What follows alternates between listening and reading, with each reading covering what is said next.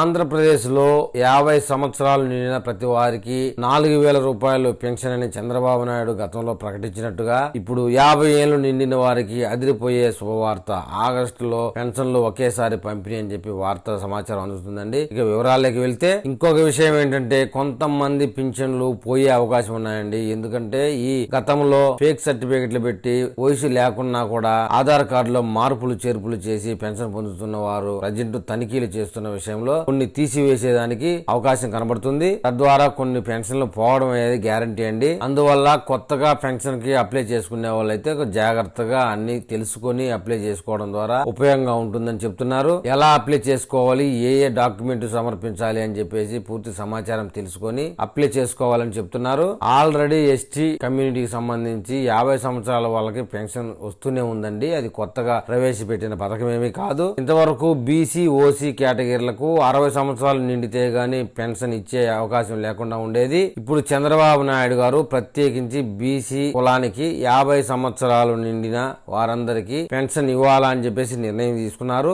దీని విషయమై ఆయన ఎలక్షన్ కు ముందు మేనిఫెస్టోలో కీలకమైన పథకంగా కూడా చెప్పారండి. ఆ నేపథ్యంలో మన రాష్ట్రంలోని బీసీ కేటగిరీ అందరికీ ఆగస్టు నెలలోనే 50 సంవత్సరాలు నిండిన వారందరికీ 4,000 రూపాయలు పెన్షన్ అందించడానికి సమాయత్తం అవుతున్నారు. దానికి సంబంధించిన విధి విధానాలు, ఏ పత్రాలు సమర్పించాలి, ఎవరు ఎలిజిబుల్ కాదనే విధి విధానాలను అధికారులు అతి త్వరలో సమర్పించాలని చంద్రబాబు నాయుడు హుకుం జారీ చేశారండి. అయితే ఈ విషయంలో చెప్పుకోదలిసింది ఏంటంటే కుటుంబంలో ఆడవారైనా మగవారైనా ఒక్కరికే అండి 50 సంవత్సరాలు నిండిన వారికి పింఛన్ అందబోతుంది అనేది కొత్తగా వచ్చిన అప్డేట్ అండి. ఇద్దరు ఉంటే ఇద్దరికి ఇచ్చే అవకాశం లేదు. కుటుంబంలో ఎవరికైనా ఒకరికే అవకాశం అనేది ప్రస్తుతానికి అప్డేట్ అండి. ఈ జూలై చివరి నాటి నుంచి అంటే ఆగస్టు మొదలవగానే 50 సంవత్సరాలు నిండిన వారందరూ అప్లై చేసుకోవడానికి అర్హులండి. ఈ అర్హులకి సంబంధించి ఏ పత్రాలు కావాలి అంటే ముఖ్యంగా సమర్పించాల్సిన పత్రాలు ఏంటంటే క్యాస్ట్ సర్టిఫికెట్.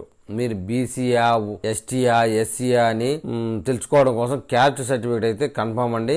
తర్వాత రేషన్ కార్డు ఉండాలి, తర్వాత ఆధార్ కార్డు ఉండాలి. ఆధార్ కార్డులో మీ వయసు నిర్ధారణ చూడాలి కాబట్టి ఖచ్చితంగా 50 సంవత్సరాలు నిండినట్లుగా ఉన్నటువంటి గుర్తింపు పొందిన ఆధార్ కార్డు అయితే ఖచ్చితంగా ఉండాలి. తర్వాత రేషన్ కార్డు కూడా ఉండాలండి. ఈ 3 పత్రాలు ఉంటే మీరు అప్లై చేసుకోవడానికి ఎలిజిబుల్. ఆగస్టు నెలలో అప్లై చేసుకున్న తర్వాత మీకు సెప్టెంబర్ మొదటి వారంలో గానీ లేదా ఆ తర్వాత కొద్ది రోజుల తర్వాత గానీ మీకు ఖచ్చితంగా పెన్షన్ వచ్చే అవకాశం ఉంది.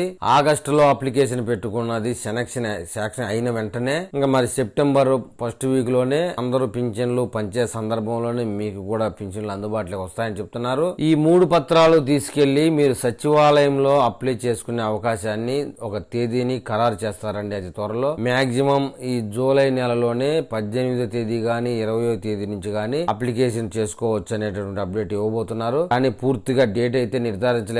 డేట్ నిర్ధారించిన వెంటనే నేను మళ్ళీ ఒక వీడియో చేయడానికి ప్రయత్నం చేస్తాను. మనం అనుకున్నటువంటి ration card, caste certificate, Aadhaar card వీటిల్లో రేషన్ కార్డు లేని వాళ్ళు ఎవరైనా ఉంటే కనుక ఇన్కమ్ సర్టిఫికెట్ ను ఒకటి తీసుకొని వెళ్తే కూడా మీకు అప్లికేషన్ కి అవకాశం ఉంటుంది. ఇంకొక ముఖ్యమైన సమాచారం ఏంటంటే గత ప్రభుత్వం జగన్మోహన్ రెడ్డి హయాంలో ఉన్నప్పుడు కొంతమంది కొత్తగా పింఛన్లకు అప్లై చేశారండి. ఆ సమాచారం మీద అప్డేట్ ఏంటంటే ఆ అప్లికేషన్లన్నీ రద్దు అయిపోయాయి. అప్పుడు అప్లై చేశాం కదా ఇప్పుడు చేయాల్సిన అవసరం లేదులే అని అనుకుంటే పొరపాటు పడ్డట్టే. ఇప్పుడు మరొకసారి అందరూ పెన్షన్ కావాలనుకున్న అందరూ మళ్ళీ అప్లికేషన్ చేయాల్సిందే. కొత్తగా ఈ ప్రభుత్వంలో అప్లికేషన్ పెట్టుకుంటేనే వారికి మంజూరు చేయబడుతుంది అనేది కూడా ఒక కొత్త అప్డేట్ అండి. మీరు అప్లై చేయాలనుకుంటే సచివాలయం దగ్గరలో ఉన్న జిరాక్స్ సెంటర్ ఏదైనా సరే అండి, అందులో అప్లికేషన్ ఫామ్ అనేది ఒకటి దొరుకుతుంది. అప్లికేషన్ ఫామ్ ఒకటి తీసుకెళ్లి ఫిలప్ చేసి 3 సర్టిఫికెట్లు దానికి అతికించి ఇస్తే మీ అప్లికేషన్ స్వీకరించబడతాయని చెప్తున్నారు. ఈ అప్లికేషన్ పెట్టుకున్న వెంటనే పింఛన్ మంజూరు అయిపోతుంది అని పొరపాటు పడ్డారా? అది పెద్ద పొరపాటేనండి. ఎలాగంటే మీరు మంజూరు చేసిన వెంటనే తనిఖీ అనేది జరుగుతుంది ఖచ్చితంగాను. మీకు భూములు ఉన్నాయా, లేకపోతే కారు ఏమన్నా ఉందా, లేదంటే మీరు ట్యాక్స్ పేయరా, ఇవన్నీ తనిఖీ చేస్తారు. ఇవన్నీ ఉన్నప్పుడు మీకు పింఛన్ మంజూరు కాదు. ఇవి ఉంటే మీకు పింఛన్ ఎలిజిబిలిటీ కాదని చెప్పేసి రిజెక్ట్ చేయబడతాయండి. గుర్తుపెట్టుకోండి, పింఛన్ అప్లికేషన్ చేసేటప్పుడు మీకు 10 ఎకరాల భూమి ఉండకూడదు, ట్యాక్స్ కట్టేవారై ఉండకూడదు, కారు లాంటి వాహనాలు ఉండకూడదు. వీటితో పాటు ఇంకా కొన్ని విధి విధానాలు ఖరారైనప్పుడు ఇంకా కొన్ని ఏమైనా యాడ్ చేస్తారేమో ఆ తర్వాత వీడియోలో చెప్తాను. ప్రస్తుతానికైతే కారు ఉండకూడదు, ట్యాక్స్ పేరు ఉండకూడదు, భూమి ఉండకూడదండి, 10 ఎకరాల వరకు భూమి ఉండకూడదు అనేది వారు పెట్టినటువంటి విధి విధానాలు. ఇకపోతే వికలాంగుల పింఛన్ విషయంలో కూడా వికలాంగుల పింఛన్ లో వారి వికలాంగత్వం ఎంత పర్సెంట్ ఉందంటే 40% మించి ఉంటేనే వారు పింఛన్కు అర్హుదారులండి. కొంతమంది మోసపూరితమైన డాక్టర్లకి డబ్బులు ఇచ్చి దాన్ని ఫేక్ సర్టిఫికెట్ తీసుకొని సమర్పించినప్పటికి కూడా వారు చేసే తనిఖీలో ఇది బోగస్ అని తేలితే రిజెక్ట్ చేయబడుతుంది. రిజెక్ట్ చేయడమే కాదు, వారి మీద కొన్ని కఠినమైనటువంటి చర్యలు కూడా తీసుకోబడతాయి. కాబట్టి ఇలాంటి ఫేక్ సర్టిఫికెట్ సమర్పించేటప్పుడు ఆలోచించి చేయాలని చెప్పేసి కూడా నా సలహా అండి.